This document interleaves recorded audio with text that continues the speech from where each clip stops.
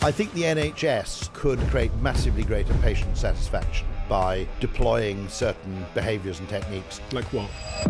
Well, Rory Sutherland. He is an author, columnist, and the vice chairman of Ogilvy UK. One of the largest marketing companies in the world. He's an ad man. stories are the PDF files of human information. They're the vehicle we use for storing information and the vehicle we use for sharing it. If you want to improve how people feel, psychology is a better area for exploration than rational improvement. Don't make the Eurostar faster, make the journey more enjoyable. And that's one of the cleverest reframings you can do.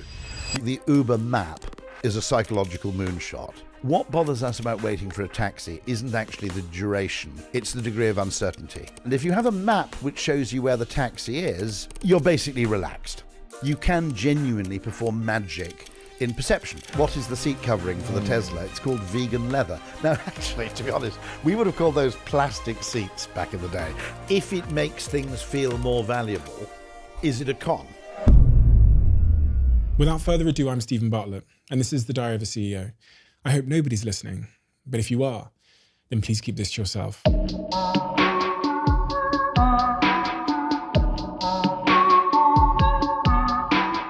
Rory, first of all, thank you for being here. As someone who built a marketing business and has worked in a sort of similar industry to you for a huge portion of my life, you're someone that I've always looked up to, and even young members of my team here cite you as being an inspiration on an ongoing basis for the work they're doing, just broadly on some, even of these new platforms like TikTok, because the principles and the psychology and the sort of rationality underneath much of your work is really, really timeless.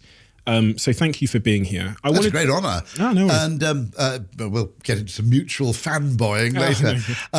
But no, I mean, one of the great insights, I think, which I hope helps motivate everybody working in our industry and related industries, is that when you create perceptual value, you are creating value. Value can be created in the mind every bit as much as it can be created in the factory. Mm-hmm. And I think there was an unfortunate story about marketing that treated it as a kind of optional extra. It was the fairy dust on top of the real intrinsic value that resided in a product or service. Mm-hmm. And I completely dispute that. I think we value things according not to what they are, but what they mean. And what they mean is context dependent. It can be massively transformed by storytelling, framing, recontextualization. And you can absolutely use psychological mechanisms to make things more valuable, more enjoyable, more precious. That's one important point. I might make the additional point, which is, to be honest, overambitious, but I make it anyway, which is that actually perceived value is a very environmentally friendly form of value to create. Because you can generally create meaning and imbue a product with meaning with a lot less carbon consumption than is necessarily involved in making the product 3 times bigger or 5 times faster. And, you know, my argument would also be, if we're looking for breakthrough 10x moonshot improvements, it's actually much easier to find psychological moonshots than technological moonshots. You know, making a train 10 times faster, you know, it was possible in 1840, 1820, okay? It's very difficult to do now. To a point of just dangerousness or, you know, extraordinarily difficult engineering problem. Making a train journey 10 times more enjoyable, that's still doable, in my view.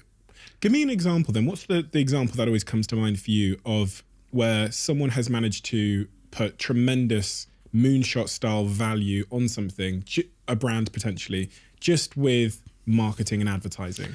But what I'm always very fond of is, I think, the Uber map is a psychological moonshot. And it's based, I mean, the story, which may or may not be true, is that one of the founders of Uber was inspired by watching Goldfinger. And when he saw Bond effectively following Goldfinger using a tracking device, there was a scrolling map in the dashboard of the DB4 which showed him where Goldfinger's car was so he could trail it while remaining out of sight. What was extraordinary about that was that it was based on a very clever insight into human psychology, which most of us ourselves aren't really aware of, which is we would say, and we'd confidently say we believe, that I hate it when a taxi takes a long time to turn up. I like it when a taxi turns up quickly. So a rational person or an engineer would react to that by saying what we need is a predictive algorithm so that taxis tend to be available in areas where we predict heavy demand so that we can service customers more quickly. And by the way, there's nothing wrong with that. It may be a very worthwhile thing to do, although it's worth saying that it requires quite a lot of scale in order to achieve that. But the real insight with a map is that deep down, somewhere in the amygdala, what bothers us about waiting for a taxi isn't actually the duration, it's the degree of uncertainty. In other words, is he here yet? Maybe he's parked round the corner. Oh, what if he can't find the house? Maybe he's already left. Was the person on the phone lying? And so that period between booking a taxi and waiting for it to arrive was one of general high stress. Now, what's interesting is you could reduce that stress, I admit, by getting the taxi to turn up very quickly. Or at least you'd reduce the period of stress, but the stress would still remain. On the other hand, if you have a map which shows you where the taxi is, you're basically relaxed, okay? Instead of going, oh my God, where is he? Where is he? I'm sure, maybe he's already left. I better go and stand out in the rain so he doesn't miss me or get impatient. You just look at the map and you go, oh, look, he's stuck at those traffic lights. I'll have another pint. Okay, now what's interesting is that the quantity of waiting is the same with or without a map. In pure quantitative measured SI unit terms of time and duration, no difference. The quality of the waiting is totally transformed. It's almost taking it from a system dependent on trust, how much you trust that particular firm, how have they performed in the past, do they sometimes lie to me, have other taxi drivers sometimes lied to me, to a system that is almost completely trustless, where I don't need to trust you because I can see for myself. And I suppose there's also an element of trust which, was provided historically in London by the knowledge. And the knowledge was an interesting thing because I occasionally debate this, which is, was the knowledge really about knowledge? In other words, we don't need black cab drivers to study to this level of detail. Now we have the technology of the sat-nav. Yeah. And pure sort of utilitarian people go, why on earth am I paying a premium for a black cab driver to learn all this stuff when he could simply buy a TomTom for 300 quid and stick it on the dashboard? And there's some argument for that, okay? The only other point is that you have a very high degree of trust. One of the great things you could say about the knowledge is its sunk cost. It's proof of commitment. You're only going to actually go through that process if you're pretty serious about being a really good cab driver. Also, it provides you, if you think about it, if you've spent, a year and a half, 2 years scuttling around London on a moped with one of those clipboards, rehearsing for your sessions of the knowledge, okay, you'd be a bit of an idiot effectively losing your taxi license day one, wouldn't you? Okay? In other words, it is to something, it's rather like medieval guilds. They required extraordinary stringent conditions of entry into the guild, but that was what ensured honesty. Because the cost of being thrown out of the guild, given the effort you'd put into actually being admitted in the first place, was therefore made it not worthwhile to cheat. You also say something in your book about how making a process more difficult can sometimes make it more attractive to consumers. So, this is known sometimes as the IKEA effect, which is that certainly Kamprad, who's the kind of owner and founder of IKEA, believes that the fact that you assemble the furniture yourself contributes to its perceived value. In other words, you've committed something of yourself to its assembly and creation. You might also argue it destigmatizes low prices. Okay? So I'll give you an example of that. There's a very big difference between cheap strawberries and pick your own strawberries. Now, pick your own strawberries are cheap, but there's a narrative as to why they're cheap, which is I put into some of the effort into the harvesting of the things, and I have to go out into a field and pick the things myself.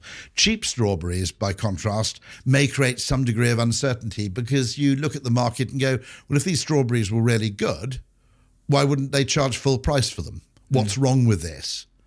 And so quite often, sometimes you have to make things more expensive to make them trustworthy, oddly, okay? You can be too good to be true, that consumers won't necessarily trust something that's cheap unless there's a narrative around it as to where the cost savings are made. I think a lot of, if you think about low-cost airlines, okay, they spent quite a lot of effort talking about what you didn't get. You don't get a meal, okay? You have to pay to check in your luggage. You don't get it originally with EasyJet. You didn't even get pre-allocated seating, Okay, it was, effectively like a bus. You had to book online, you couldn't book through a travel agent. And those constraints, to some extent, were there to make it believable to the consumer that there was a legitimate form of cost saving going on.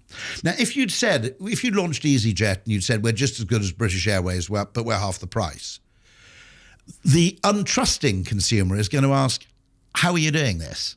Okay.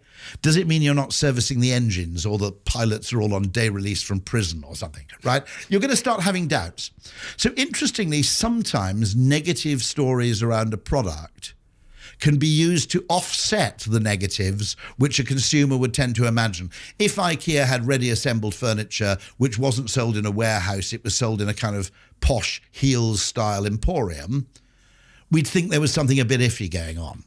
So, and there's also the wonderful IKEA effect, which is the effort of actually going to an IKEA and navigating the maze makes it more or less impossible for you to go home empty-handed. You have to buy some tea lights at the very minimum just to validate your trip.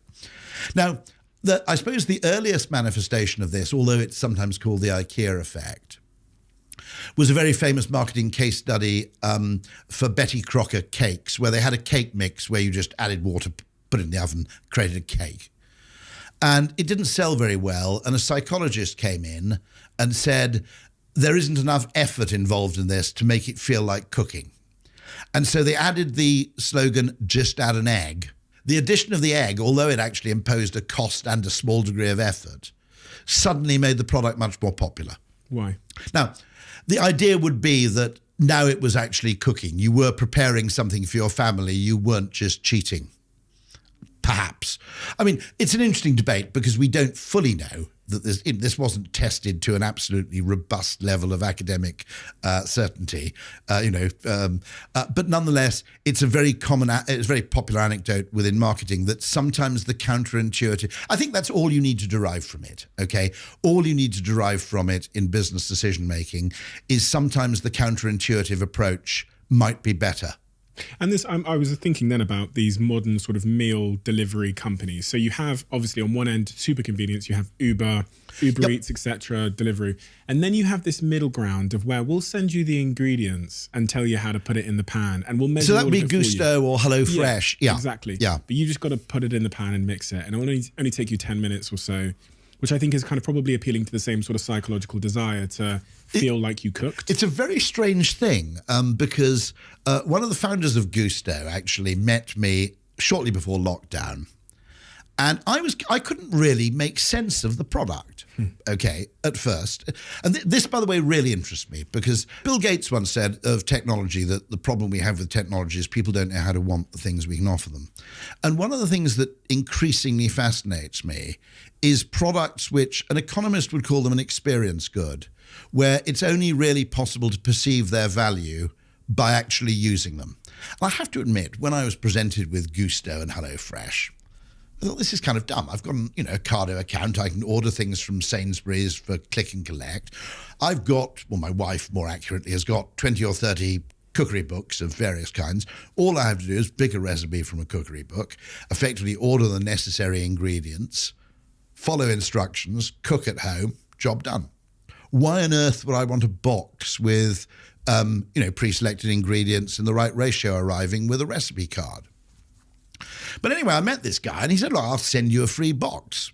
Now, I'm not so, ungrateful and nasty a human being that I go, I don't want your stinking box of free food. And I think it was actually towards the beginning of the pandemic anyway, so I wasn't entirely sure that food was going to remain abundantly available. So I said, sure, absolutely, I'm delighted. Now, the odd thing is I probably ordered a Gusto box for...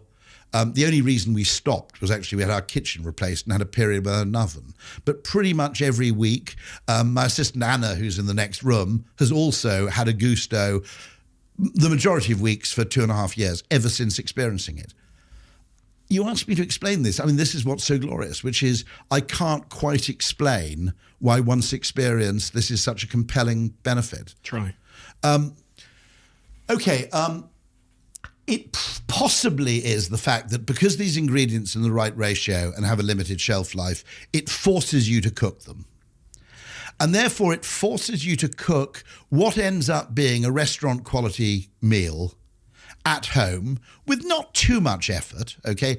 In, by the way, a reasonably healthy quantity as well. One of the problems with takeaway food is if you want variety, you end up with completely excessive quantity, don't you? You end up either keeping the stuff in the fridge or with an extraordinary amount of food waste.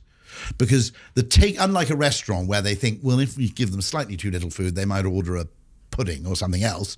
In takeaway food, you don't get a second chance to top them up. So the great paranoia, I think, of all takeaway restaurants is not putting enough quantity in. And so you do end up with a restaurant quality meal at the price of a ready meal, which you have cooked yourself. That's very logical. Though. Give me the illogical. Was there some surprise and delight in? I genuinely, I don't. I mean, I've just got one product, okay, which is the greatest example of a product which genuinely kind of creates massive contradictions in my own mind, which is the cooker. I don't know if you've got one of instant boiling water, effectively. Oh yeah, I've got one. Yeah, you've got one over there. Yeah. If you want the story of the cooker, by the way, I'll tell your listeners because it's fascinating. There were two people, I think, at Unilever who their brief was effectively to invent cuppa soup, and they did it very successfully. They produced what is a powdered form of soup. And one of them said, right, job done. We've created the cuppa soup, boil a kettle, pour the water on. You've got a nice mug of soup. Job done. I'll go back to the day job. And the other Dutch guy basically felt, no, I've only solved half the problem here because you still have to wait for the kettle to boil. And for whatever reason, I mean, he must have been a kind of compulsive inventor, he became obsessed with solving the second half of the cuppa soup problem, which is how can we create boiling water faster? Which was technically off brief, but nonetheless, for some reason, absolutely preoccupied him. And so he effectively ended up creating what is a Dutch company, Quooker. Now, okay, half of me, perhaps the more puritanical, rational half, is going, you've just paid not quite a 4-figure sum, but a very large 3-figure sum for a very fast kettle. Yeah. And the other half of me is going, I wouldn't go back. I don't know what your relationship is with your cooker, but I'd find it difficult now going back to a kettle, having experienced instant tea making, instant soup making. If you want to poach an egg, you can fill a pan with boiling water instantaneously. You don't have to wait for that to cook up. Suddenly, of course, you discover new and complementary uses for boiling water.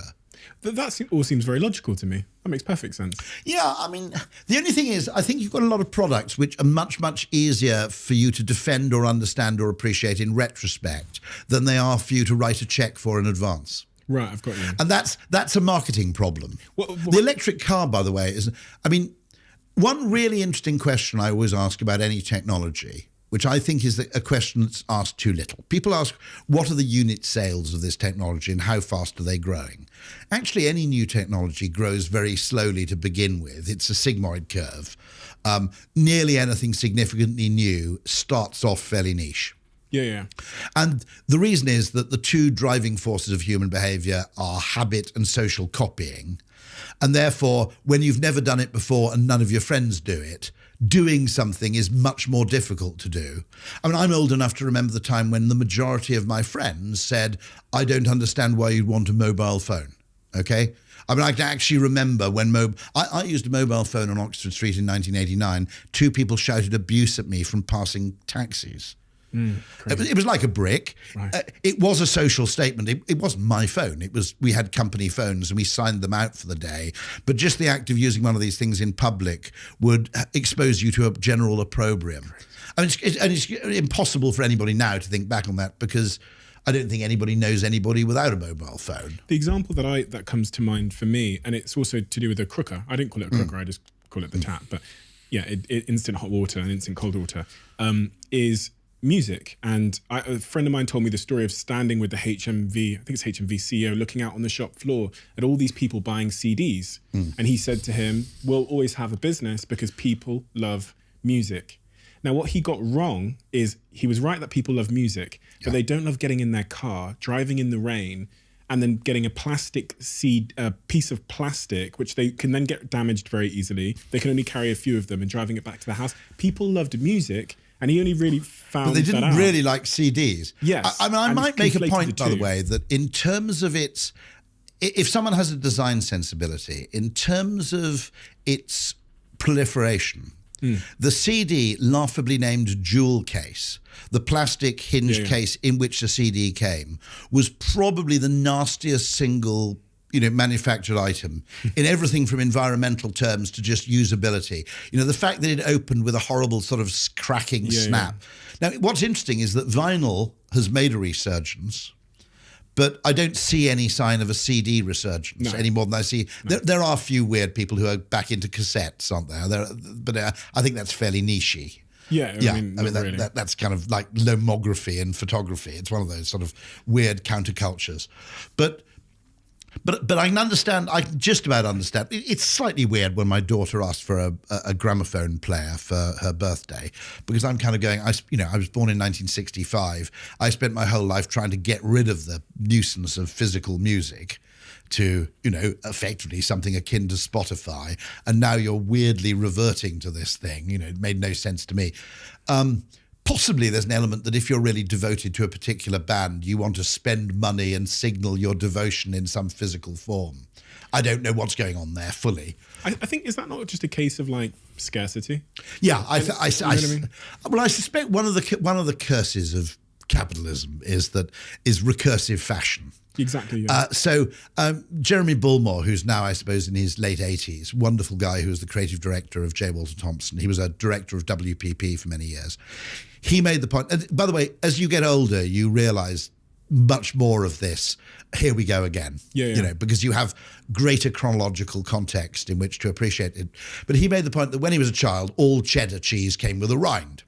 So most cheese you buy in a shop was cut from a wheel, and it would have either some sort of wax or else rind, or sometimes it's cloth on the exterior. And someone then started selling rindless cheddar, and they charged a premium for it, you see? Because, oh, brilliant, I don't have to pay for the rind and I don't have to cut it off. What a wonderful convenience. And then memories being short, and obviously some people being born before they could remember cheddar with a rind anyway, about 25, 30 years after that, people started introducing farmhouse artisan cheddar with the rind left on, and they charged a premium for that. So you do have this peculiar thing where... that's all marketing, though, isn't it? Advertising. Because what you're saying, that's the real cheese. It's partly human neophilia, so that what's different attracts our attention.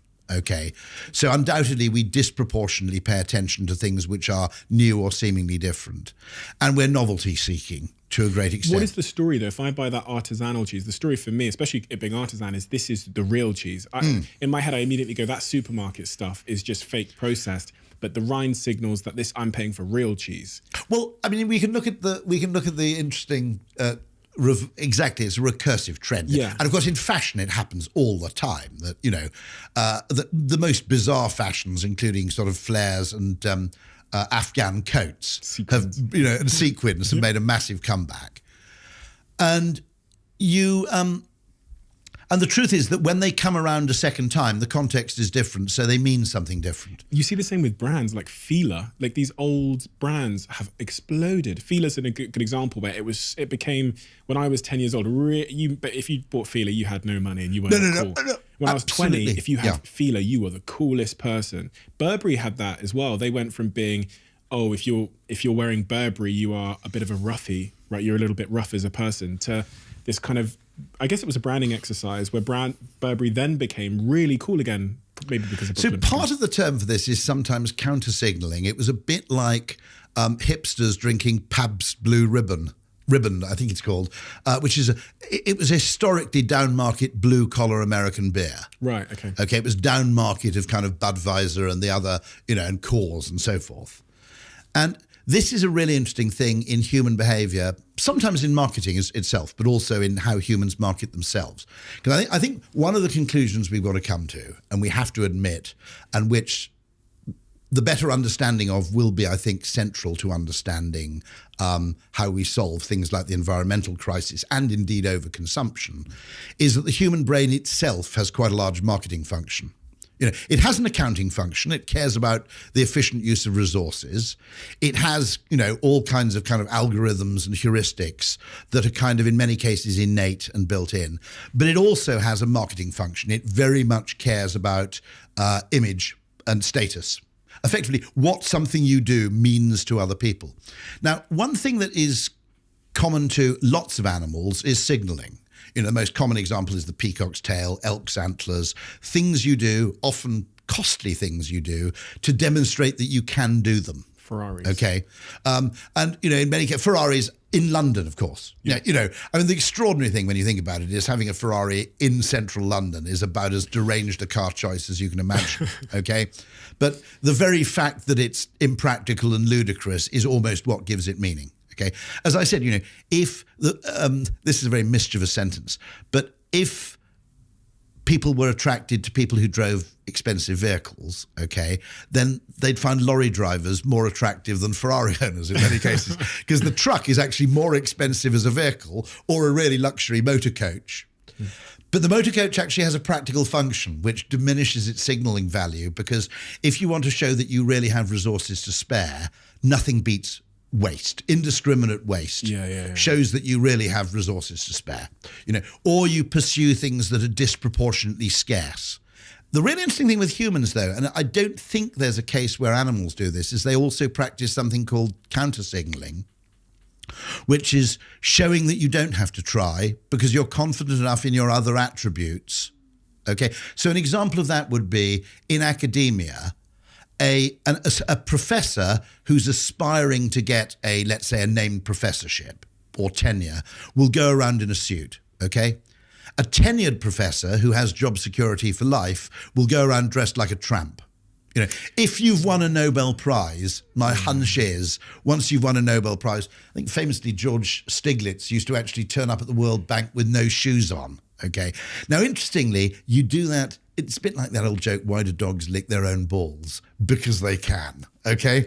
And to some extent, people do what they can get away with. So, the classic example is, people who play in very fashionable bands can afford to be extraordinarily scruffy, because what effectively Liam and Noel are saying is that our presence in this band renders us so unbelievably cool and sexy that we don't even have to make an effort on the sartorial front. I've seen this in my own life. It's funny, just through the journey of my career in the last 10 years, the example I'd give is in my early career speaking on stage, I would try and dress really smart and wear a suit. Now, I think it's much better that I present myself in the tracksuit bottom, in the tracksuit that I would wear, like going around the house when I speak on stage. A, because it's more akin to who I am. B, because I can. And C, I think the psychological thing that I'm not admitting, because it might make me seem like an arsehole, is it's actually more of a status play to not wear a suit and to not show off. And the same applies for Louis Vuitton. Like, early part of my first 5 years of my career, when I was just about getting some money, I'd buy these designer brands like Louis Vuitton. Now, I genuinely think if I hold a Louis Vuitton bag, it makes me look bad. So I've like rid myself. And when I walk in somewhere, I say to my manager, because I've just got the one left that hasn't managed to break yet, I say, can you hold that? Because I don't want to be associated with that level of signaling, if that makes sense, I guess. No, and the argument is that you are famous enough now that you no longer need fashion brands to accord, in fact, the very fact that you are trying, given your fame, to actually signal your success through fashion would probably be counterproductive. It would suggest you are insecure or trying too hard. And so that thing of we do what we can get away with to signal what we're capable of. So it's a very oblique form of status signaling. It might be very valuable environmentally. Counter signaling might be something you need to harness. In other words, it's cool. It's cool to own less. Yes, because I don't have things. I don't have a watch. I don't have, as I said to you, I have an electric bike, which you've just seen. Like, to be fair, I do have a nice car that they drive me in sometimes. But other than that, in terms of my own possessions, it's really all about utility and not buying it in excess. And I actually think that's a really good point, that can be leveraged to try and help the environment, But I think that's happening anyway. There's a very interesting thing happening, which is in electric cars. When I was speaking to the marketing director of Skoda, they produce something called the Enyaq, which is actually, it's similar to the Volkswagen ID4, but it's a very, very good electric car. And one of the things they're noticing, I migrated from a Jaguar to the Ford Mustang Mach-E. Quite a few people on the Mackie forum are actually ex-luxury car owners. And quite a few people, the Skoda marketing director was telling me, that quite a few people who'd gone to the Skoda Enyaq had actually come from, for example, Audi, Jaguar, fairly premium cars. So there is a thing that actually having the electric car, even in a less leather-clad, walnut-infested form, that's now the status component. 100%. It's not the brand of the car, it's the fact that it's electric. Tesla's the same. I think of Tesla as a big, I don't give a fuck, in a weird way. I think it's a big, for me, it's a, the journey honestly would be, you'd get a Lamborghini, if you were insecure and this is what you're into, you'd get one of those really fancy brands. And then the next step is saying, do you know what, I don't give a fuck, which is what you see going on in San Francisco with the billionaires and the CEOs and the VCs. I'm going to be a Tesla person now, which is I care more about the environment and other things, and I don't really care if you think it's still a premium brand. I mean, let's be honest, because let's face it, any Tesla is probably less than 3 years old, and actually, most people don't buy cars from new ever or only once in their life. It's not fancy though, but it's not particularly fancy. I mean, there's a wonderful piece of little alchemy in it, of course, which is the invention of the phrase vegan leather. Oh, really? If you think, the reason I wrote the book Alchemy is partly to elevate the status and centrality of marketing in business success. That actually what you are is effectively a product of how you make people feel, okay? Ultimately. And that's psychological, it's not technological, and therefore, if you want to improve how people feel, psychology is a better area for exploration than what you might call rational improvement. Don't make the Eurostar faster, make the journey more enjoyable, okay? Put Wi-Fi on the trains, serve better food, okay? It's a cheaper way, actually, to compete. Okay, strangely, engineers see it as cheating. You see, if you have an engineering or a finance background, you see psychological value as invalid. But the vital thing about psychological value is, whereas it's very difficult to perform magic in the world of physics or engineering, you can genuinely perform magic in perception. Now, what is the seat covering for the Tesla? It's called vegan leather. Now, actually, to be honest, we would have called those plastic seats back in the day. In my childhood in the 1970s and 80s, we were going, it's got plastic seats, okay? Now, I'm sure that vegan leather is better than the plastic seats which you'd find in a Vauxhall Viva in 1977, okay? I'm sure it's better in all kinds of ways, breathability, cleanliness, whatever. But nonetheless, calling it vegan leather, in other words, I'm doing this for the planet rather than plastic, which is, in other words, what you're doing there is you're making it a choice, not a compromise. Yeah. And that's one of the cleverest reframings you can do. An aspirational choice as well. And indeed, so and so I look at things like range anxiety, and I go, that's psychological. Okay, what's that? Okay, range anxiety is a big obstacle to electric car purchase. In the UK, in two levels. Okay, three levels. One, it means that cars tend to compete on their range, which in a sense is further emphasising a negative to the consumer, because if electric car advertising is all about range, okay, people start to see range as more of a problem than it is. Secondly, it makes the batteries bigger, the cars heavier and more expensive than they probably need to be. So it's interesting because so often I think the obstacles to technology adoption are really psychological hurdles, much more than technological hurdles. This is why I think marketing is so fascinating, because there are these products exactly like Gusto or HelloFresh, which once you experience them, 50% of people become a convert. But the real marketing challenge is, well, that's fine, that's great, but how on earth do you convert people in the first place? And that's a very interesting case where after the pandemic, and this is, I think, the value, I think there's a multiple value to having occasional disruptions in life. One of which is that businesses become much less risk averse when they're facing a crisis. Mm-hmm. It's a necessity as the mother of invention. But consumers also have a narrative for why they're doing things differently.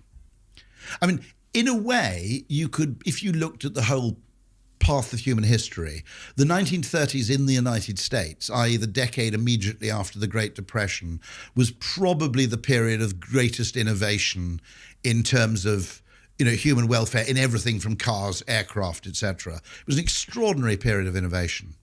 And yet it came on the heels of this total economic disaster. And I think there is something there in that idea that it's almost like annealing when you make a samurai sword. You actually bang the thing while it's cooling. That actually some periods of disruption, that some degree of variance and instability in economies is possibly long-term healthy. I mean, I'm a huge devotee, more so than you. I mean, I know you've got a very intelligent approach to flexible working, which is... Yeah, that's what I wanted to talk about. Yeah. But it was interesting. It was interesting that given the fact that the whole promise of the internet, really, I mean, I think this is in a Douglas Copeland book called Microserfs, where one of the geeks who features in this Douglas Copeland book, it was written in the 90s, I think, but he makes a very interesting comment, which is the whole purpose of what you might call Silicon Valley technology is to make location irrelevant. In other words, it's to make where you are irrelevant to the performance of a particular function. And by the way, there are negatives to that. There were great positives in my childhood to the fact that what you could do was constrained by where you were. So when you left the office, you couldn't meaningfully work, okay, because your computer was on a desk. You photocopied in the photocopier room, you met in the meeting room, you wrote things at a keyboard. Where you were determined what you were doing. And so a certain focus arose from that, which I think has been destroyed by the mobile phone to some degree, which technically lets you do anything from anywhere. I find myself on holiday on day 3 worrying about what I'm going to order from Ocado when I get home. And I go, actually, you shouldn't be doing this. Another thing it probably does, by the way, is it encourages us to overplan. And I'm a big believer, and I booked a holiday in July and August, and I'm trying to say to my family, no, we're going to land in Chicago, we're going to leave from New York. What we do in between those dates, we're going to leave open until the very last moment. The other great problem the internet allows you to do, I think, with your holiday is to plan it down to a kind of granular level of detail, which is actually inimical to having a good time. You know, a good time often requires spontaneity. And you know, my wife and I discovered New Mexico. We just told American stuff. We knew it existed, okay? But we discovered New Mexico more or less by accident. We were on a driving holiday and we got stuck in El Paso and needed to get somewhere else. So we said, well, let's try this, let's Los Alamos. I've heard about that, right? Okay, fairly famous. Okay, let's go and have a deco. Absolutely gorgeous state, and we've been back 5 times. We discovered it effectively through serendipity. So there are downsides to this. You can do anything from anywhere, but it is a bit weird that trillions of dollars invested in the capacity to obtain effects remotely hadn't made a dent in the commute at all. Now, by the way, I'm totally open to people who say entirely, Airbnb has gone effectively remote forever, fully remote forever. Now, bear in mind, as a company working culture. As a company, the entire company is going to be 100% remote working. Now, there are 2 interesting things going on there. One of which is if you're Airbnb and your slogan is "Be at home anywhere." Okay, it's a bit countercultural to demand that people. Why weren't you at your desk? Okay. There may be an element of Henry Ford to it. You know that Henry Ford partly created, slightly apocryphal, but not entirely, created a 2-day weekend for his own workers because he thought if it actually spread, then it'd be worth people buying cars. If he could increase the salary for factory work and give people 2 days of guaranteed leisure, then you had people who could both afford and make use of a car. And with Airbnb, if you think about it, they stand to be fairly major beneficiaries of working from anywhere. Oh, yeah. So doing it with their own staff, there was a rumour, I'm not sure it's true, so for God's sake, don't sue me on pandemic. this. There was a famous rumour that Unilever created Dress Down Fridays, okay? And to be honest, I think it's a conspiracy theory. I don't think this happened. If it did, all credit to them. And the idea was if we could create a social norm where people went into work in chinos and, sweatshirts on a Friday, we get 1 extra day of laundry because you dry clean a suit, but you launder a chinos, or you launder, polo shirt. Well, you launder ordinary white shirts, but you launder cotton jackets and, casual clothes.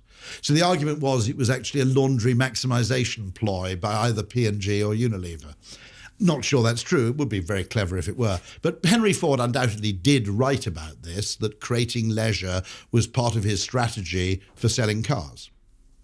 Now, that's interesting because most businesses nowadays don't have that vision to say, actually, we don't necessarily have to optimize what we do for imagined static human economic behavior. We can actually change the way people behave. We can change what things mean. We can change whether something feels cheap or expensive. We can make Fila a really cool brand. You know, and this is why, I wrote the book Alchemy, partly saying we have a kind of culture in business, particularly in the finance function of business, which refuses to believe in magic. Now, I'm not saying magic is easy or that everybody can do it all the time. It's certainly not that easy. But you shouldn't discount it, because there are vegan leather, the Uber map, there are magical solutions out there. I had a few words to say about one of my sponsors on this podcast. What's this one? Huel. That's Huel. So do I need to mix it with water, or do I? Just drink it. It's no. You wouldn't put it in the water. Don't put it in the water. Yeah. We'll give you a separate glass if you want. It is a nutritionally complete. It's a meal and a drink, effectively. Oh, fantastic. This is an interesting brand, actually, for many of the reasons we've been talking about. So this is last year the fastest growing e-commerce company internationally. And think about what they're doing. So Huel are nutritionally complete convenience. It's basically, I think that it's certainly delicious, by the way. Delicious. It's not Nesquik. I'll say that. So it's not like, raving delicious, but... nor should it be, because we wouldn't believe it. Amen. If you made it too tasty, we wouldn't believe its medicinal properties. Amen. It's exactly like the weird taste of Red Bull, which I was... So, two lessons are: magic is possible in psychology, even if it isn't in physics. And the second lesson is sometimes the opposite of a good idea is another good idea. In psychology, you can actually, there's Dyson and there's the Henry. They're both strong vacuum cleaner brands in entirely different directions, if you like. And the point I'm making is that I think that high school maths encourages us to believe that there's a single optimal answer, which comes from resolving a trade-off. Chuck me one of those grenade bars. And economics always assumes trade-offs. I want to show you this grenade bar. It's in the drawer down there. So this shows how what you're saying about that the opposites can be two good ideas. Because this company, run by another one of my friends, both these companies run by my friends, has taken the complete opposite approach. They are a protein bar, right? Yeah, I've bought them, actually. Tastes amazing. Tastes as good as a chocolate bar. And I'm going to probably tell a lie here, but I believe they are the fastest growing chocolate bar, or the most bought chocolate bar in the UK. Now, they are a protein bar and they focus entirely on taste. And they've just sold to Mondelez, I think, for several hundred millions. So the founder's very, very wealthy now. Good friend of mine, right? They went for taste and they won. These have gone for much the opposite, which is really, really focused on being nutritionally complete and healthy. And I've sat in the I mean, it's not repellent. It's not. Absolutely not. It's nice. Quite the opposite. I would drink this perfectly contently. But it tastes good enough for you to trust it. If it tasted even better, I would stop trusting it. And having sat in the room with the CEO and the founder, they brought in these bars that tasted like this. What tasted good. Yeah. And there was a small compromise to the nutritionally complete part in these new bars. And the founder and the managing director said, no, we'd rather have bars that taste worse and protect that nutritionally complete sort of philosophy than to have it taste really good. And an interesting piece of psychology is that Diet Coke has to taste slightly more bitter than standard Coke. For you to believe it. For you to believe it. In other words, it's kind of... in other words, you have to have that slight little bit of extra bite, because otherwise it doesn't feel like a diet drink. What were you going to say about Red Bull? You were saying about... you write a lot about Red Bull. Interesting note, there's a lot about Red Bull because it's this mysterious thing which is so counterintuitive in that, it tastes nastier than Coke, it costs a lot more than Coke, and it comes in a much smaller can than Coke. And part of that is, I think, it's not a drink. It's a medicine. I mean, the whole marketing behind it. It's a drug. And actually, the promise of psychoactive powers is delivered much better by high price and weird taste. And small portions. You wouldn't really... I mean, okay, to give you an extreme case, there is a case where they discover that drugs that work for relatively minor conditions, by which let's say mild asthma, okay, also work for certain rare cancers. And apparently when they do this, they exaggerate the side effects because you feel that if it's to be tackling a much tougher challenge, which is cancer, you would expect greater side effects. To believe I it. mean, what you wouldn't want is an oncology treatment which was pineapple flavored. And so there's this weird thing, which is you can do things which kind of make sense, which is we want this to taste as nice as possible. And you can end up being logically wrong rather than illogically right. Yeah. And I think that distinction is really useful because I'll give you an example, actually. Nearly all pharmaceutical companies make the pills as easy to take as possible, okay, as small as possible, and as few needed as possible and so forth. And when we heard this, both Dan Ariely and I, who were on, I think, a Zoom call at the time, said, oh dear. And they said, well, it's logical. We're designing a drug. We produce the drug. How can we make the drug? And we said, well, when you make something very small and very easy to take, you also make it very forgettable. And we actually said there, are you sure we shouldn't add a degree of difficulty? Should you actually require people to grind the drug up, mix it with water? Because there are several reasons for that. The more effort you put into the preparation of the drug will probably boost the placebo effect, okay? But the second thing is you'll also create a ritual, which means you'll remember whether or not you've taken it. Whereas if a pill is literally, you have these pills where the biggest problem with treating the condition is not finding the medication, it's patient compliance. And we said maybe if you had a bit of a daft ritual around this, where you had to actually grind it in a pestle and mortar and add something, you'd find much higher levels of compliance and a boosted placebo effect as well. Really interesting that this idea that friction can create value, but it also can ingrain something in your routine. The other thing that I think about a lot sometimes... By the way, some travel websites deliberately make the search procedure artificially slow because you value the results more highly. If you've had a screen that says, we're now searching EasyJet, British Airways, Alitalia, and then 15 seconds later, after a sort of flurry of activity on the screen, it delivers you your holiday results. You attach more significance to those results and are more likely to go through and book than if it just goes bang and gives you an instantaneous result. Well, I think you did a thorough job, so I trust you more. If I see you've searched 50, I go, okay, well, I don't need to do that myself then. Yeah. You've looked at them all for me. Yeah. That's really interesting. I now feel scammed. Well, the interesting thing is, this So is the funny. interesting, and this is a sort of philosophical question, conned. which is, if it makes things feel more valuable, is it a con? So, okay, I mean, if you take this whole question of how we perceive value, you wouldn't disagree with the fact that the nature of a restaurant and how it's designed and the service adds to the appreciation of food. Well, if it's too quick to deliver me my meal, I think they... Yeah, well, that's a very interesting point. Yeah, absolutely right. So the way in which the food is presented affects your appreciation of the food. Now, my argument is your job as a business person is to create as much perceived value as possible. And now I was talking to Jay Rayner the other day, and just to be clear on this, you cannot create a great restaurant with rubbish food. Okay? Yeah. Okay, that's not going to happen.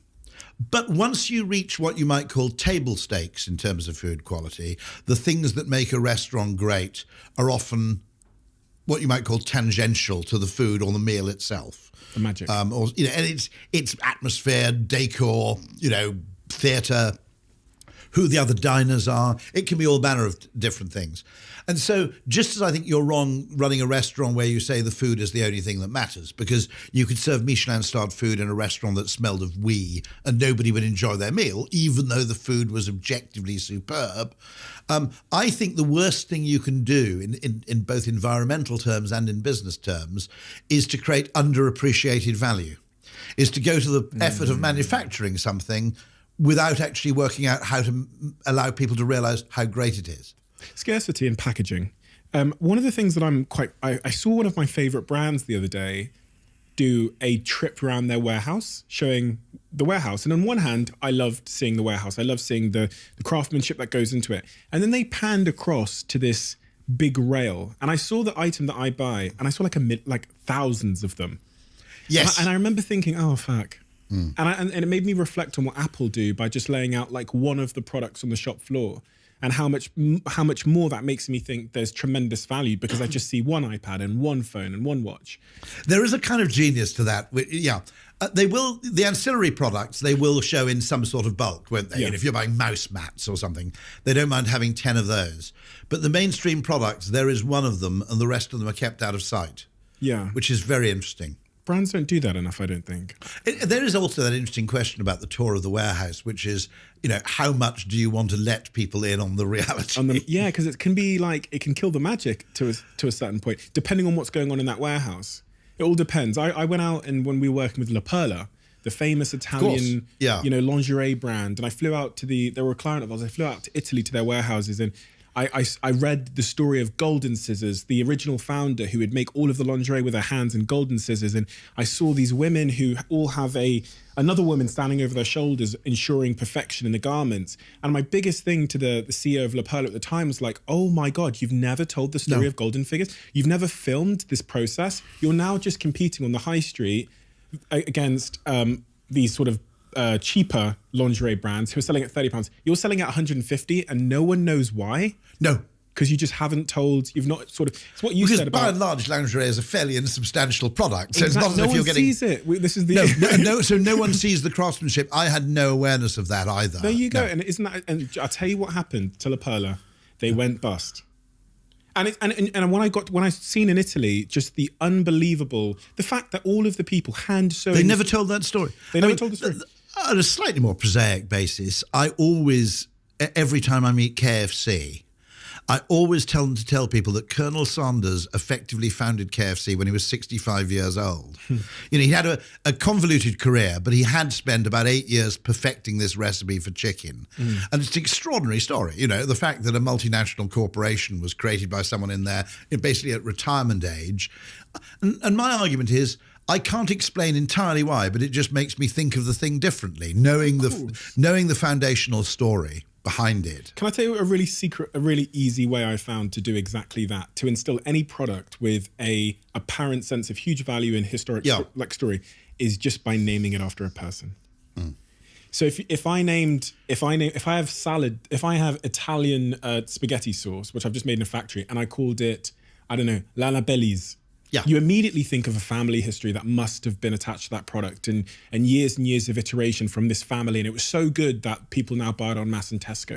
And I think that for me is such an interesting example where just by calling it after someone who sounds Italian, implants this whole, this story of heritage. What do you think about personalization? And when I say personalization, I really mean the surface level personalization of tickling someone's ego by, I always talk about Starbucks, them just writing your name on the side of the cup, or the Share a Coke campaign where they put your name on a That was us, Coke. actually. That was Ogilvy in Australia who wow. instigated that brilliant idea. But it's a very interesting thing, personalisation, because it's one of those things you have to be very judicious about. It can be spooky, okay? And, there are companies that get it worryingly wrong by essentially playing back to people things that they shouldn't know or didn't need to know. I've had that. And so it's often one of those things which I think is interesting because it's best done obliquely. Spooky example. So if you know something about someone in a personalised letter, you say, you may be the kind of person who recently did this, rather than saying you did this. And it can be spooky, and it's one of those very interesting things where knowing how to play it is really, really critical. I'm going to give you an example where I think someone played it wrong, because I was thinking about. Go on, yeah. So this is maybe slightly different, but I registered for a gym on the other side of the world. I won't say the country because they might listen. On the other side of the world, right? And 30 or 40 minutes after registering for the gym, I got an email from the CEO saying, "Hi Steve, I've just seen you've registered for our gym. If there's anything I can do while you're in town, please let me know, blah, blah, blah, blah." Now, on one hand, people might think that's great and that's lovely of them to do, but I don't know how that individual got my details. So I gave it to an iPad on the front desk to a nice Indonesian lady. Right. And then the CEO, who's a British person, is clearly, what else did they see of my details? Did they see my password? Did they see my bank details? So it just kind of, it hurt me. I was a bit shook by it. I was like, how in 35 minutes since I put that details into the iPad has the CEO in the UK emailed me? Has emailed my manager. And then I'll give you a good example, which is I flew to India I got to a hotel in India, and as I went into the room, they had a chocolate Taj Mahal, and they had my company logo, Social Chain, in a small rice paper sticker on the thing. And I thought that made me feel special. Yeah. One of them made me feel like they'd invaded my privacy a little bit, and the other one had made me feel really special. And I took my phone out, and I do loads of Instagrams about this hotel and this Taj Mahal rice paper sticker that cost $2. So you're right, there is a fine line there. And you can, I mean, it's very interesting because you've also got to be very, very alert to cultural differences, so that Germans have a paranoia about data protection and privacy, which is an order of magnitude greater than that you find in, say, the US, where I think most people in the US kind of have the mentality that the horse has already bolted. It's too late. Everybody already knows all this stuff. So leaving aside things like medical data and stuff that is, naturally expected to remain secret. It's because I thought with a machine, it's funny because when you put your details into computers and like login forms and registration forms, you assume they're going into some vault. It never occurred to me that because you'd self-inputted it, you'd assumed that effectively it was anonymous. Yes, and it was going into some vault in a computer that was encrypted and secure. So to get an email, 35, I go, well, are these people seeing all my data? He's got my phone number, he's got my passwords. And that was just felt like a bit of a... And what's interesting is you found it unpleasant. Another person, otherwise demographically identical to you, would be cool with it. Yeah, they would have thought it was great customer service. Generally, it's probably a caution that people who work in marketing are less likely to be sensitized to possible negative interpretations of what they're doing. True. Because people who work in marketing are high on openness. I'll give you a lovely example of this, which I better not name the client. But it was simply, there was a special offer by a credit card company. And the envelope sent out just said final reminder in red because the offer was about to expire. Okay? And we thought it was reasonably cute. You're going to open a letter with final reminder on it, and it'll tell you that you've only got 10 days left to enjoy this particular discount. And a significant minority of people went bananas with this. And the reason was, do you know what they said? Now, to a Londoner, this is incomprehensible, okay? If you live in London or you live in a large city. Now my postman thinks I don't pay my bills. Because they'd received a letter with final reminder on the outside of the envelope. Yeah. Now, most people in London don't really know their postman, and they certainly wouldn't worry about their postman going around and gossiping about them, because in a place like London, there's a level of anonymity. If you live in a small country village, totally different matter, because the postman drinks at the same pub as your friends. Oh, yeah, of course. And that's one of those cases where nobody working on the thing had any consideration, because Londoners wouldn't be bothered by that. Equally, I suppose someone who shares a doormat with 5 other people might be bothered by that. I want to get some some advice from you then. So I'm launching a brand soon, and it's an apparel brand, and we've been working very hard on it over the last year or so, maybe a bit too hard on it. When it comes to delivering that apparel brand to the world and making it, it's actually an extension of this podcast, so it's called DOAC, Diary of a CEO. What advice would you give me as it relates to delivering that product to the world to make sure that it is inherently valuable and that people, One piece of advice in any form of e-tail, two forms of advice, actually. And by the way, I think marketers spend too much time focusing on the addition of positives when a lot of time needs to be spent on the removal of negatives. One thing is answer the phone, okay, and do not hide your phone number. I find that. So what seems to happen in most e-commerce is you have what you might call the sales area, which is everything that happens up to and including a point of purchase. And everything there is glorious and attractive and, and slick.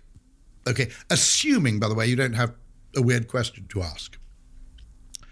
But I would argue, what then happens is if something goes wrong with your experience, either the delivery of the experience or you need to cancel something, as soon as you deviate from that very narrowly preconceived sort of purchase funnel, you enter a world of pain, okay?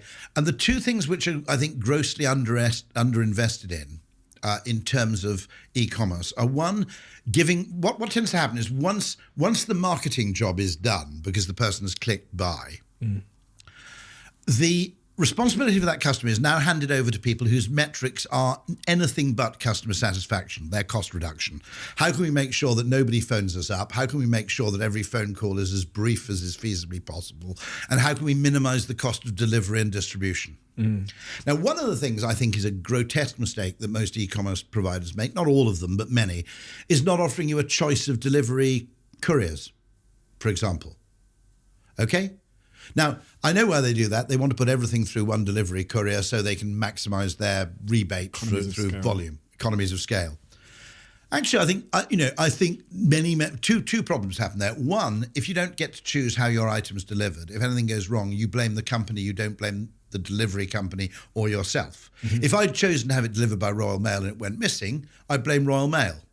If they insist that I have it delivered by, without singling out UPS, DPD, whatever, and it goes wrong, I blame them. Secondly, people have various preferences. Your liking for Ivry, used to be called Hermes, okay, varies enormously depending on which postcode district you're in. Because if you have a very good local driver, it's incredibly good. And if your local driver's off sick, it's a disaster in some cases, okay? And by not respecting the fact that the person is paying for delivery should choose who delivers it, strikes me as a fundamental failing. The business of hiding the phone number so that anybody who has a problem is effectively treated like a second-class citizen. So you have this very characteristic thing, which I think is a problem with e-commerce, which is when it goes well, it's miraculously good, okay? But the second anything out of the ordinary happens, you enter a world of pain, And I think that's a fundamental failing. This is a customer service point, the importance of customer service, right? A few people, Selfridges do it pretty well, okay? Other things I do is I would offer a kind of Amazon Prime equivalent where if you pay a few pounds for delivery, you get free delivery for a year. That seems to me a fairly obvious and brilliant idea, because why should loyal customers pay, inordinately more for, delivery than one-off customers do? I think you can make an effort around how the thing is delivered and packaged and presented, which some people do well and some people don't bother to do at all. What do you think the secret is there to doing a good job with packaging and possibly there's a little bit of costly signalling involved. If you order something from Selfridges, the inside of the box is actually yellow with the Selfridges logo on a kind of shiny backdrop, and there's a little bit of tissue paper. Okay? So you're never left. That will have a halo effect on your perceived value of the product, by the way. I know we don't like it, but actually packaging is, to some extent, where a product first becomes a brand. It's where it first takes on a personality and identity, a kind of an implied target audience. And so in this thing, now the interesting thing is, how are you going to... what's your shtick? Do you have, for example, scarcity? Is the clothing available in a limited edition? Limited runs. We actually sold some before when I did a tour of the UK, and you had to come to the tour to buy it. And every single night on the tour, we did nine nights, 3 nights at the London Palladium, took it up another country. It sold out every single night, every single item, to the point that we sold the ones on our backs. Yeah. And gave them away. But every single item sold out in every single size on the tour. So this is like the second drop of it. Everyone's well aware that the first run of it all sold out. We have a very limited line. We have a limited amount of items again this time, and I think the key thing with this release is we've just agonized over the story of the piece. So it's like it really looks more like art than it does clothing. And we've worked with artists, and there's this big movie that I'm releasing with every single item to explain the meaning of the piece. And then we've put a lot of effort into the packaging, the unboxing experience. So it is limited. It'll honestly probably sell out in the first day. And I don't even think we're going to make money from it, but that's not really why I do it. It's more because I just love the process. But you probably will make money. Merch is. I'm just really not bothered by making money from it. It's not the thing in my life. Same with the tour. Like, I spent every penny I could on the bloody tour because it wasn't really why I was doing it. There's probably more of a wider brand play. Yes. To doing it, which is like it's bringing our audience closer to us. So it's maybe a loss leader in terms of the financials, but in the broader engagement to the brand. No, this is actually the great curse of a lot of modern business, given the title of your podcast, which is that people generally over-obsess about things which are immediately quantifiable and under-invest in things which are valuable but hard to actually put a figure on. Yeah. So things like engagement or loyalty, of course. I mean, it's worth noting that customer loyalty is much, much slower to measure than, for example, conversion. Yeah. And so the extent that money is invested in performance marketing or the bottom of the funnel relative to, let's say, wider brand fame, it's a widespread problem in the whole business world, which is that the money isn't necessarily being spent in the channels it is because it's more effective there, but simply because it's easier to prove that it has an effect. The truth of the matter is, the world will always be too uncertain for us to know who our customers are in advance. And therefore, since 97% of the potential customer base aren't in market at any given time, and therefore won't be uncovered by search or remarketing or whatever, spending money on the 97% of people in advance, ahead of times, is still a very effective thing to do. The reason people do too little of it is that it's hard to quantify. On that particular point then, having worked in the advertising industry, this is a conversation we have all the time with clients, which is you'll meet a certain type of client who is very, they're religious about the bottom of the funnel. If I can't track it and I don't know exactly I won't do it. I won't do it. Then you'll sometimes meet the opposite, which is someone who just loves to spend on brand. And I don't necessarily They're both wrong. Yeah, by the way. I don't think they do. I mean, Mark Ritson, very good marketing professor, always talks about the importance of bothism. And he says, it's vitally important that when I actually speak about the importance of brand marketing, that you do not interpret this as denigrating digital marketing. In fact, I go a bit further and say the bottom of the funnel in many respects is the thing you have to optimize first. Because there's no point in actually, if there's a bottleneck at the bottom of the funnel, if there's some constraint or a problem or a failing, if you have very poor conversion, okay, there's no point in spending money on advertising because you'll just introduce more people to a disappointing experience. You're wasting money. So you've got to get the back end, and I would argue the first thing, in theory, you should optimize, if you're being an absolute purist, is repeat purchase. Because having gone through the expense to acquire these customers, and actually that's the metric that always fascinates me, because we were talking earlier about electric cars, and I said the question about electric cars isn't how many people are buying them. Okay, it's not what percentage of the new car market in the UK in July were plug-in vehicles. Now, only question worth asking really in the long term is, does anybody who buys an electric car go back to buying a gasoline car? Because if the answer to that is hardly anybody, then okay, you don't know the exact shape of the S-curve, but you know the growth is going to be pretty spectacular. And so the thing to understand, I think, in a market is to what extent does your product actually convert someone to something. And then the lifetime value. And so you'd start with repeat purchase, then you go to conversion, and then you'd work your way up. But what tends to happen is that when people are obsessed with quantification of everything, okay, it's worth noting, by the way, that all big data comes from the same place, the past. All right? So there's a limit to how much big data, particularly if you've had some major event like a pandemic in between, how much big data can actually tell you about the future in any case. As David Ogilvy famously said, you're not advertising to a standing army, you're advertising to a moving parade. People are coming in and out of market all the time. And so you're absolutely right. You get some people who are just fame junkies. And by the way, I suppose there are brand categories where that's appropriate. If it's sold through retailers, in other words, if it's mostly sold in the physical space, you might argue to an extent, for, let's say, a Burger King or a McDonald's, that's not a totally crazy position, although it is now, because suddenly they've got to think about delivery and whether people order through the app or order through an intermediary, because it has a major bearing on their business. But at the same time, the tragedy is this idea of this false dichotomy between brand advertising and what you might call performance or digital marketing, as if you have to be in one camp or the other. Where is the balance, though, and how does one go about? Is it just intuitive? Is it just there are figures on this. So if you look at the work of Les Binet, for example, and Peter Field, the ratio shifts a little bit, but generally they'll stipulate a figure around about the 60-40 mark in favor of what you might call brand mass media expenditure. Because they have a mutually beneficial relationship. Obviously, top of the funnel makes the bottom of the funnel cheaper. The first 20 years of my life was spent in direct marketing, and actually, because direct marketing was unfashionable, we spent a lot of time denigrating advertising spend because they got much bigger budgets than us, not necessarily rightly, but they were also, much more indulged than we were because they didn't have to prove effectiveness down to the same sort of level of statistical significance. But we came to realize pretty quickly that actually, first of all, there's nothing harder than direct marketing a product that nobody's ever heard of. Yeah. And that every time, just to give an example, every time American Express went on television or advertised big in mass media, the response rates to direct mail would not quite double maybe, but they'd increase pretty significantly.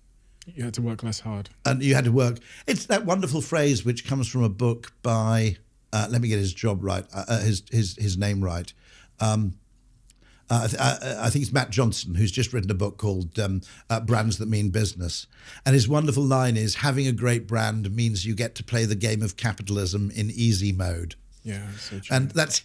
And what is true is fame to some extent brings a load of benefits which aren't necessarily sales related. So, for example, you can cock up and your customers will be more forgiving. Yeah. Okay. Take the example of Apple. I mean, on a couple of occasions, Apple has produced products which had fairly major flaws, which might have proved pretty fatal to lesser brands. The famous phone where if you held it in the wrong way, it didn't make phone calls, for example. And given the reality distortion field around the Apple brand, people have passed over those incredibly rapidly. And so there are, people are less price sensitive. That's not easy to measure, by the way, as well. It's very easy to measure the extent to which something has an effect on sales, but the effect to which something has an effect on price elasticity and the extent to which you can command a premium. Because it's a great brand. Because it's a great brand, is harder to measure because you don't have the counterfactual. When you sell something, the counterfactual is that you assume that you wouldn't have sold it otherwise. But if you sell something for a high price, you can't in fact determine that without your advertising you wouldn't have sold it for that premium price. So it's to some extent this quest for perfect measurement to reduce marketing to a kind of Newtonian physics is a bit of a false god. Fame, you talked about fame there. Fame can also be applied in the topic of personal branding as well. Obviously, social media has allowed us all now to build our personal brands. You've got the Gary Vaynerchuks of the world who have built, their companies are famous because they've branded a person. At Ogilvy and within your sort of your marketing, what kind of shift have you seen in the desire for people to become brands themselves, and how valuable do you think that is? I think advertising always had those personal brands, and if anything, it's slightly diminished actually. Really? Campaign magazine always did a very good job of making sure there were 30 or 40 sort of famous names within the business. That just happens in a different medium now, right? It happens on LinkedIn with... Yes, I agree. I mean, one of the greatest things, for example, there's a wonderful, wonderful guy who now must be, I don't want to name his age, but he's past retirement age, called Dave Trott. You probably know of him. I know Dave Trott. Okay. He'd be a brilliant interviewee, by the way, on the show. Absolutely fantastic. But what has been absolutely fantastic is that, he's a glorious advertising mind. I mean, just an absolute ornament to the industry. And he, through Twitter and through blogging, has had a completely new lease of life and influence to a completely new generation of people. And has been, hugely valuable as a teacher. Now, what's interesting about that, actually, is that, of course, he does that unpaid. And one of the things that is complicated about this new world, okay, the most valuable thing I often do in the course of a working week is either to give something away or to put somebody in touch with something else. Neither of which, that kind of barter, neither of those things is in any way monetizable, is it? Well, reciprocity would say otherwise. I know. I suppose you've just got to rely on a high degree of reciprocity in some respect. I mean, it always bothers me about this, which is that we're in a business advertising which is paid by the hour, which is a terrible way to pay for ideas. Yeah. Because the value of something has no relation to the time devoted to its inception. And It is genuine. I mean, I always joke about this. The most valuable thing I probably did was almost accidentally my working life, which was to go to the government's behavioural insights team. And as a sort of fanatical vapor, I'd been a long-time smoker and had been able to quit for the first time successfully by switching to vaping. It took me a little while, but once I'd made the switch, I've never gone back. And I went to the government's behavioural insights team and I said, look, these things are coming over from both Japan and the United States. They're electronic cigarettes. I think there are two things you need to be alert to in psychology, one of which is that because they actually replicate the habit of smoking, not just the nicotine, they are a major kind of what you might call a gateway drug out. Yeah. They're a major source of harm reduction at the very least. It may help people to quit. At the very least, it'll help people to shift to a much less harmful delivery device. Versus patches. Versus patches and guns and things like that, yeah. which didn't replicate the behaviour. And then the second thing I said is the second thing you've got to be alert to is that because of peculiar human psychology, half the people in the what you might call the health and anti-smoking lobby will be fanatical about banning electronic cigarettes. And all credit to them, the Behavioural Insights team, under a guy called David Halpern, I think they went to the Cameron government and said, favour here, can we have a light touch on vaping regulation, please? And various parts of the EU have gone for much stricter regulation. There were some countries which were more or less banning it. The US has banned Juul for some reason. Bizarre. On that point of personal branding, though, do you think building a personal brand is important? Yeah, it's very interesting.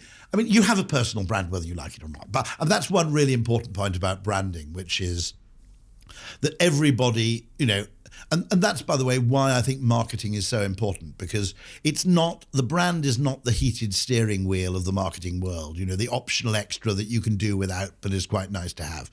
People are going to perceive you in some way, regardless of anything you do. Okay, they're going to form an impression of you. They're going to form an impression of what you're worth, what kind of business you are, and they will use all manner of kind of inferences and heuristics to arrive at this conclusion.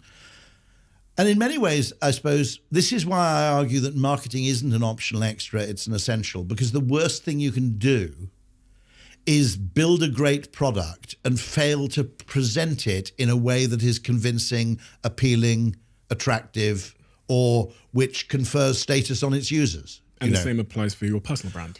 And the same applies. You're going to have a personal brand whether you like it or not, so you might as well try and have a good one.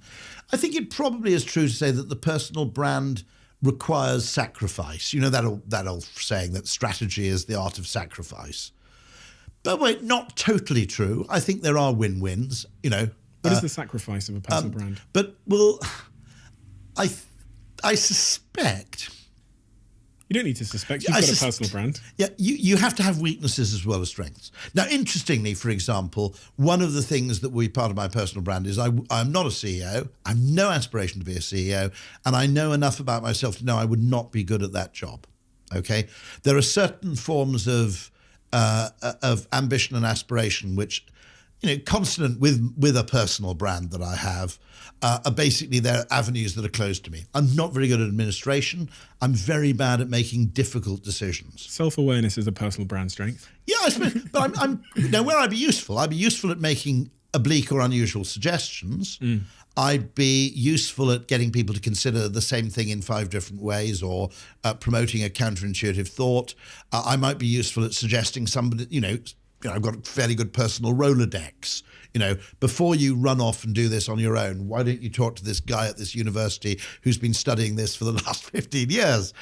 When you think about why you were successful in your career and why, you're very, very well known in the industry and people speak very highly of you, why in hindsight do you think, as you look back and connect those dots, you were successful?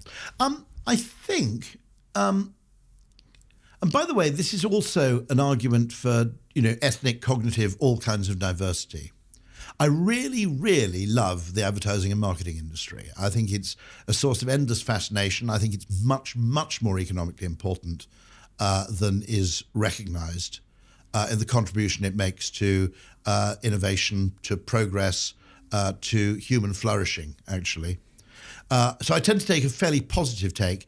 The only thing I'd say is I've always had one foot out of the industry.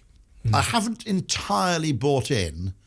I half bought into the awards culture, let's say, but retained a degree of skepticism. I half buy into purpose, but in other words, I haven't become ideological about anything. To some extent, I'm ideological about not being ideological. Human psychology is immensely complicated, okay, even at the level of the individual. At the level of individuals interacting with other individuals, it is immensely complicated. I don't think it's something you can generally pronounce confidently about. All you can do is start by asking better questions and perform better experiments, I think. I think that's to some extent why entrepreneurs are so essential in innovation.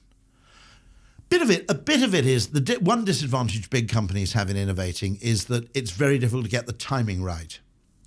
And if you think about it, while one big company has one shot at an idea, 15 entrepreneurs will launch at 15 different times, and one of them will get the timing right just by the law of averages. Okay, so the timing is one issue, but the other issue is that maybe the really innovative products require some component of nonsense. I don't mean nonsense, but I mean nonsense. There's a degree of either sort of counterintuitive or seemingly illogical quality to them. I want to know about you, though.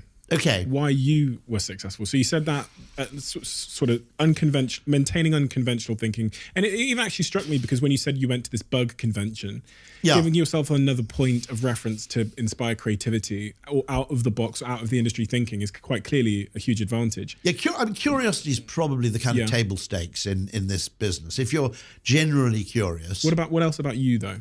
Can I hazard a guess? I'm quite good at the spiel. I'm quite good on my feet, which I don't know where that came from. Growing up in Wales is a bit of a bonus. When you say the spiel, what do you mean? Well, you grew up in Plymouth, okay? Yeah. Now, without disparaging people in the southeast of England, okay, in the west of England and in the Celtic fringe, people talk not just to convey information, but to prove they're good at talking. Yeah. There's a kind of musical quality to Celtic, Irish, Welsh conversation, which is, it's a form of kind of, regardless of the actual information it contains, people enjoy seeing it done really well. Why do you think people enjoy hearing you talk? Because I would agree. I think that you're a very, very good talker. Oh, one thing, by the way, which Nassim Taleb is very interesting on this. Nassim Taleb always says you should mumble or you should speak very fast. And his argument is that if you make it slightly difficult for people to comprehend what you're saying, either by speaking very fast or by speaking slightly indistinctly, they pay more attention to what you're saying. I think there's an interesting thing just from hearing you speak today where you're a very engaging speaker because when you introduce a point, you introduce it with a compelling, slightly ambiguous story. So even you'll start it with that. And then the next sentence leads me up to, you're almost making me a promise of what you're going to reveal to me in that story. And then you deliver upon that promise by telling me a story. And I see it a lot with people when they're speaking. And also there's other things like your tonal fluctuations. So and also your use of pausing, but your tonal fluctuations actually do keep me engaged. That may be a Welsh thing, by the way. Maybe so. I don't have a Welsh accent, but some people have said I've kind of got Welsh intonation. I've sat here with authors before, and they're so smart, but honestly, I just can't stay with them because it's always like this. The whole tone of the conversation is like this. So it finds really, you know what I mean? Yeah. And it's just that it's so. But see, you can't accuse the Welsh of not adding a little bit of musicality to. It's just interesting when you look back in hindsight, because I genuinely believe, having spoken to you today, your delivery of ideas and stories, and it's funny that I even use the use of the word stories, is such a huge part of why you've been able to rise above the crop. And I actually think about it with myself. It's all good having talent and genius and smarts, which you have and a lot of people have, but then the ability to equate it and to articulate it in a way that's captivating. I think stories are the PDF files of human information. Yeah. Okay. So they're the vehicle we use for storing information and the vehicle we use for sharing it. It's a universal format, like the PDF file. It doesn't matter what hardware the recipient's got, they can read the file. Okay. You just did it again. Okay. So you said you introduced a really compelling idea that I'd never heard before. I think they are the PDF file of human information. And I go, what? and then you have me. And a lot of people don't do that. A lot of people don't introduce the first concept in the sentence as being something slightly ambiguous and unusual, which inspires curiosity via engagement. So it's an interesting, it's probably a habit that you have, but I think it's a very useful one for people to try and learn. So I was a classicist at university. Whether I learned it a bit, I'm a big fan of classics in schools, by the way, because I think, first of all, I don't think you can actually decide as an English speaker which language you should learn in advance. So learning a language which allows you to learn other languages more quickly may be the best approach for modern languages, ironically, is to teach dead languages. I mean, German might be an alternative because that at least teaches you how language sort of works. Didn't you say something actually in this book about this, about how making something ambiguous is actually sometimes more effective because... Yes, the idea that Trump was quite a valuable deterrent. I'm not sure that they would have invaded the Ukraine if Trump had still been president, because this comes down to the realm of game theory, which is that being irrational, Yes. in some senses, is actually an intelligent strategy, because no one's quite sure what you're going to do in response. Yeah. That once you're rational, you're predictable, and once you're predictable, you can be hacked. And so having some element of, this is where probably the need for human temper and anger arises, you see. If you had someone who would never lose their temper and lash out, even at some risk to their own safety, okay, you could dick around with them almost endlessly, couldn't you? If you had someone who is 100% docile and would just roll with all the punches and would never lose it and would never retaliate, simply because it wasn't rational to retaliate against, say, unsuitable odds. I mean, there probably were people like that, but they didn't have many descendants, I think, from a Darwinian point of view. No, you're right. And actually, entirely rational people wouldn't have spawned many descendants because their behavior would have been too predictable. It would have been very easy to trap them. I just think there's a broader point here, which is it's central to advertising as well, which is people overlook the importance of communication. Hugely, in overall outcomes. And even when I sit here with people that can speak well and tell stories well and convey ideas well, I don't even think half the time they realize that that's such a huge part of their brilliance. Over the course of a lifetime, imagine the opportunities you'll create, the ability to sell yourself, the ability to push your ideas forward, whether they're right or wrong, the ability to inspire others. And I honestly think... Well, actually, one of the things that's most painful to me about watching The Dragon's Den is, now, I occasionally watch Shark Tank or whatever, the American equivalent. Okay. Now, Americans have this tradition of show and tell, don't they? Where even when you're at primary school, you have to go up and give a talk about something. And generally, I find most Americans are pretty good at giving an account of something. 100%. And one of the painful things about the Brits on Dragon's Den is sometimes I can see that people have actually what is a pretty good idea, but they're telling the story from like the wrong end of the telescope. Completely. I'm going, this is actually painful to me, because you have this fantastic idea. Now, okay, this is, okay, slightly unethical, but in a few cases I just go, look, if you just invent a story about how you came up with this, okay. Now, apparently the whole eBay story about Pez's was never really true. That his girlfriend wanted to trade Pez's, but they felt they needed a foundation myth for how eBay got started. And I wonder if it's actually true that Uber came up with the map when watching Goldfinger. I see it all the time in the Den. You see it all the time. These wonderful stories just come up with a great story. But also the way in which they their ability to generate perceived value through narrative is their greatest weakness. And I'm watching this and I'm going, this is just painful. Actually, schools should be teaching this. Yeah, that's what I'm saying. They should be. It leads you to worry. Are there people out there? And by the way, I'm sure this is true. There must have been people out there who had extraordinary inventive skills, whose complete lack of marketing skills effectively meant they died in obscurity. Just even their complete lack of simple communication skills. Yeah. Like not even marketing is maybe step 2, but just being able to tell someone else, like an investor or a potential co-founder, about their ideas in an inspiring way that will galvanize them and get them in to join the mission. Yeah, I honestly, I think the most important skill in the world that you could gift to a child or anyone is just the ability to communicate effectively, tell stories, and which is ultimately what we call sales. Yeah. And you do it when you're meeting a girl in a nightclub, or whether you're inspiring employees or investors, or you're building a personal brand, or you're talking to customers. The ability to understand how to keep people. Well, I've got an idea I want to propose to the government. I mean, I think that if we take marketing thinking and alchemical thinking, we can also deploy it within politics and government and public sector decision making. I think the NHS could actually create massively greater patient satisfaction by deploying certain, behaviors and techniques just for their meaning, not for their objective medical value. Okay. But like what? Well, I'll give one example. I think you could actually reframe waiting time for an operation in some cases as preparation for the operation.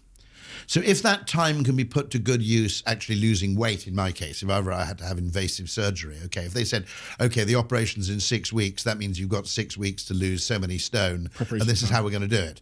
And so the time is actually spent improving the odds of the operation rather than just waiting.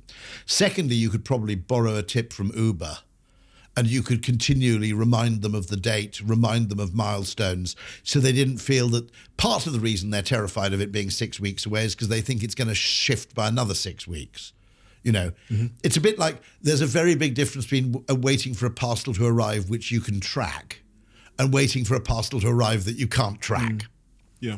So, making things sort of trackable in some sense to reassure people. I think there are a lot of psychological things, just as actually Dishoom ingeniously, if you have to queue for Dishoom, they come out and make you chai, okay? Yeah. And they serve chai to the waiting queue. Now, that's very clever because that act of generosity inspires reciprocation, so you're much less likely to quit the queue.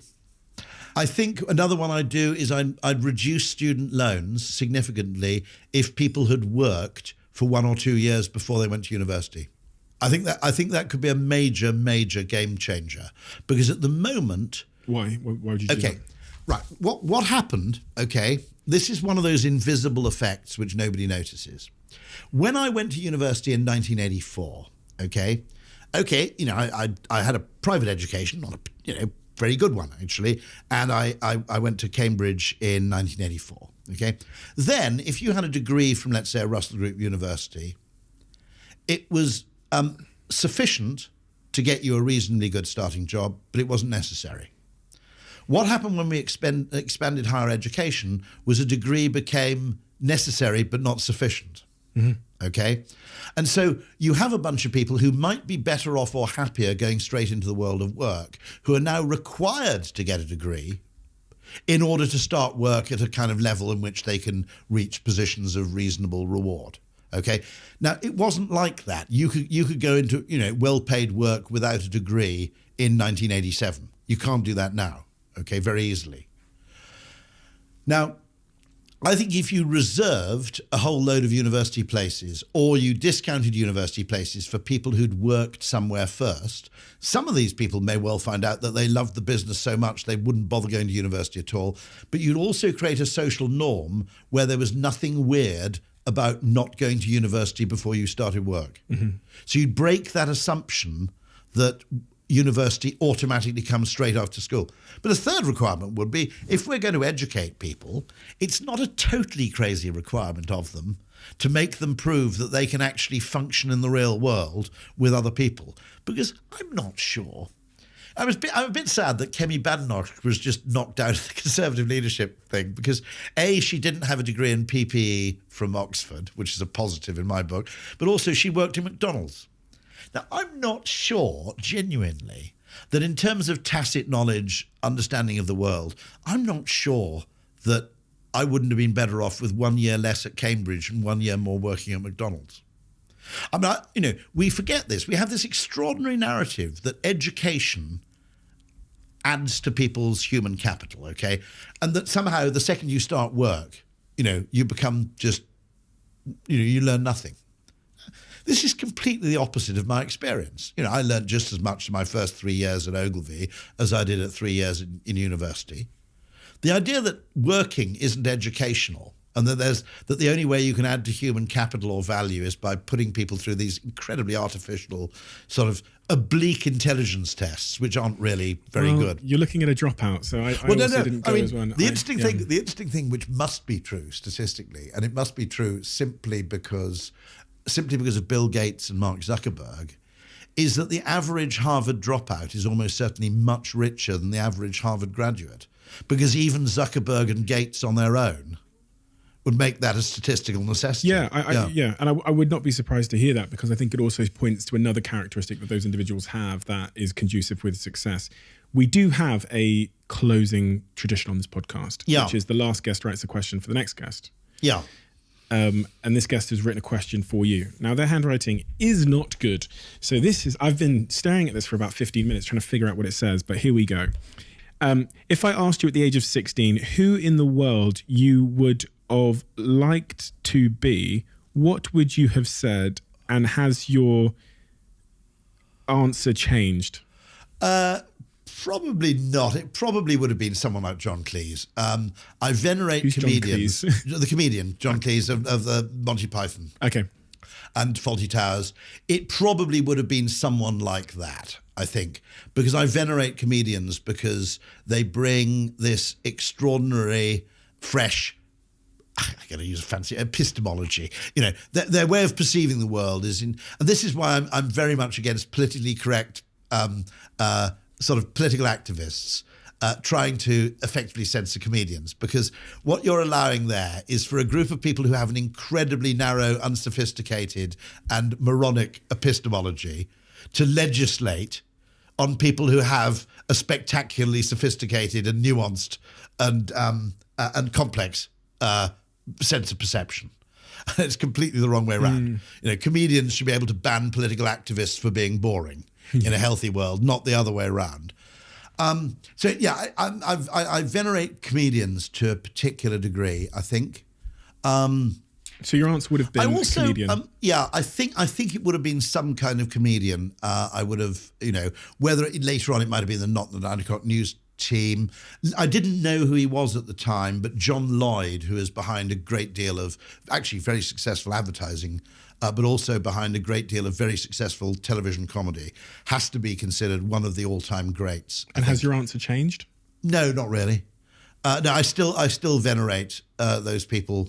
You know, I'll sit down with YouTube and watch, 3 hours of Bill Burr and 4 hours of Dave Chappelle. Dave Chappelle, by the way, as in terms of delivery, we're talking about that whole business of how you speak. I mean, I just sit there in awe, and so no, those are the people who I kind of can't help but venerate. First of all, I just want to say thank you. It's been a really inspiring conversation. Pleasure, absolute and really, delight. this book is really great. It's really challenging in all the right ways, but it's based on so much truth and experience that I really believe that it's one of those essential books for people that are working in this industry, or just in really any industry, because if you're in business, the principles within this book are so applicable to so many things. I feel like it's a really essential book. So thank you for writing it. Thank you for being here today. It's been a real honor to speak to you. And yeah, continue being yourself, because I think the world needs a few more people like you that think in the way you do. So thank you so much, Rory. I'll keep trying. Thank you very much, and keep up the good work. It's been fantastic and an inspiration. Thank you, Rory. Quick one. As you might know, Crafted are one of the sponsors of this podcast, and Crafted are a jewelry brand, and they make really meaningful pieces of jewelry. The really wonderful thing about Crafted jewelry is it's super affordable. It looks amazing. The pieces hold tremendous meaning, and they are really well made. I think I've worn this piece for almost a year. It hasn't broken, hasn't changed colour, because it's really, really good quality, and it costs roughly 50 quid. People will be surprised when they hear that. They'll probably assume that all of my jewelry is like solid gold and costs thousands and thousands of pounds. But what's the point when you can achieve the exact same effect from a piece of jewelry that's high quality and costs 50 quid? That's why I buy Crafted.